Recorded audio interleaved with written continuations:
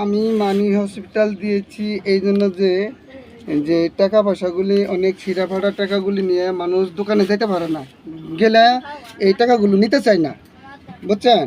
কিন্তু মানুষ অনেক হতাশাগ্রস্ত।